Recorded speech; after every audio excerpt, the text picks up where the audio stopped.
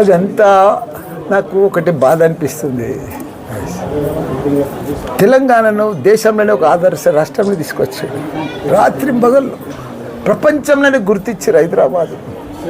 అలాంటి ముఖ్యమంత్రిని పట్టుకొని ఫోన్ ట్యాపింగ్ అని సిట్ అని పోలీసుల మధ్యలో అది పెడితే ఒక గొప్ప మహాత్ముడే తెలంగాణకు. ఆయన ఒక దేవుడు లాంటి మనిషిని పట్టుకొని మీరు సిట్ అని పిట్ అని ఆయనను అరెస్ట్ చేస్తుంటే జైలుకు పంపిస్తామని అరాచకం చేస్తే ప్రజలలో అది కూడా ఒక పెద్ద వాళ్ళకు మైనస్ పాయింట్.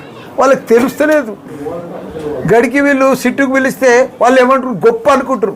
గవర్నమెంట్ మీ చేతులు ఉండొచ్చు, పోలీస్ అంతా మీ చేతులు ఉండొచ్చు, పిలుస్తుండొచ్చు అన్యాయంగా, కానీ ప్రజలు గుర్తుపడుతున్నారు ఇది అన్యాయం.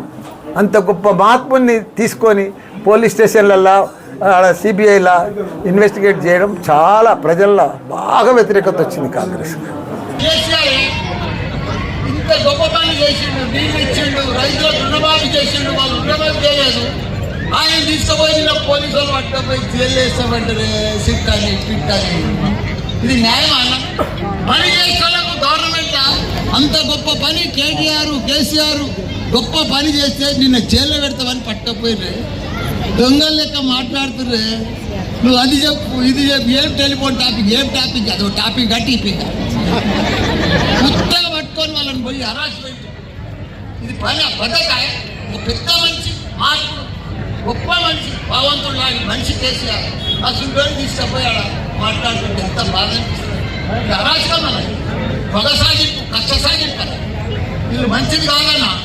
మీరు ఒక్కసారి మళ్ళా వాళ్ళందరికీ బుద్ధి చెప్పాలంటే అక్కలు చెల్లెళ్ళు కారు గుర్తుకు ఓటేసి మనం బహుమతిగా 5 సీట్లు కూడా డబిల్పూర్లో గెలిపించి భారీ బహుమతి మన కేసీఆర్ చేయాలమ్మా.